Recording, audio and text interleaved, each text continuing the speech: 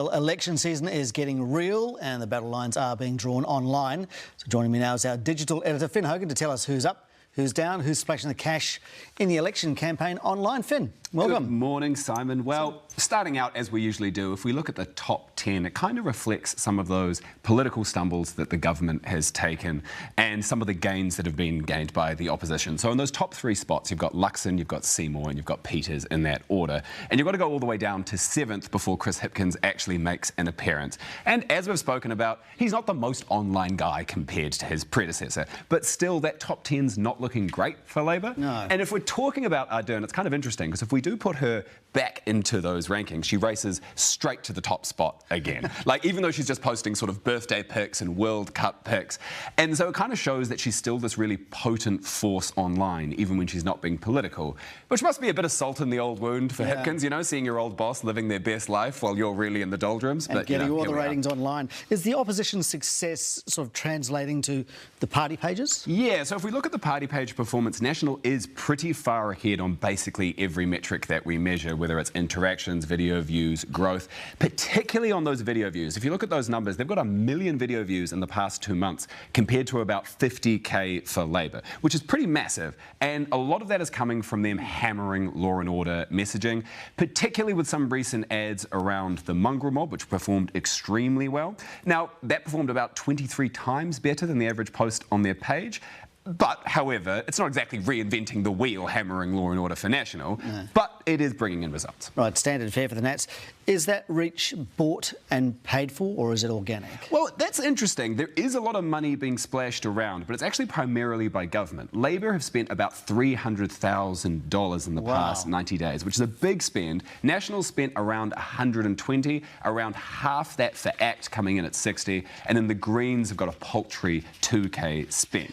And so, yeah, that's an enormous amount of money, and it's pretty clear that the government is on the back foot here. They're, in some sense, sort of trying to spend their way out of the problem, whereas National can kind of lean back and keep their powder dry and not open that war chest. And that's another point to make as well. As you pointed out last week, National is bringing in those massive money donations week in and week out. And so right now, when they're looking at these numbers, they can go, let's just keep that money dry, keep that powder dry, I should say, not have to spend it, you know, and save our money online. There's going to be a big campaign coming, isn't there? Okay, let's talk the other big story of the week, the big tech story in social media.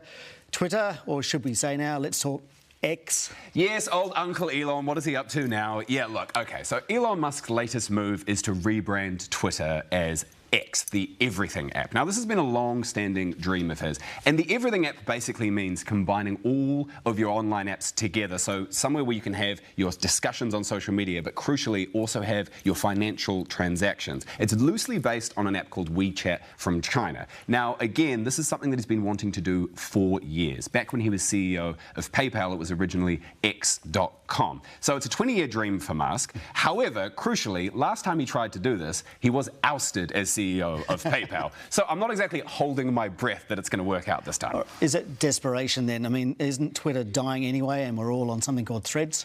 Yeah, look, I think there's an element of desperation here because he was on the back foot when Threads launched, you know, Zuckerberg's Twitter killer. It surged to 100 million users faster than any app in history, even beating out ChatGPT. But since then, it's had a bit of a dial back. It's gone down to about 13 million active users, which is still impressive.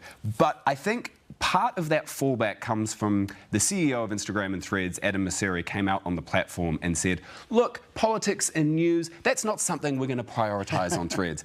And for me, I think that shows a fundamental misunderstanding of what people like about apps like Threads and Twitter. They want it to be that place where everyone is having conversations, where news is breaking, where people are having arguments. Even if they say they hate the controversy, it's actually the secret source. So what does X actually mean for our election and our politics? Well, kind of like I say, I think Twitter is the most political of all the social media spaces. It's where all the pundits and all the politicians and all the journalists are making and breaking news, having those conversations which lead to news. I mean, how many times do we include a tweet from a politician in news coverage, whether it's here or whether it's internationally? And I think, for better or worse, Musk wants to take that even further. He wants X to be this place where you're having political knife fights in the mud. He's taking away tweet limit, the length limits on tweets. He's adding long-form video. video. He's allowing presidential campaigns to launch on the platform. He's allowing news shows on the platform, if you want to call Tucker Carlson's show a news program. So whatever happens, as we move forward, if there isn't a serious contender to take away that political social space, it could work for him. More politics is going to take place on X. So strap in, Simon. All right, we will. Digital editor Finn Hogan, thank you so much.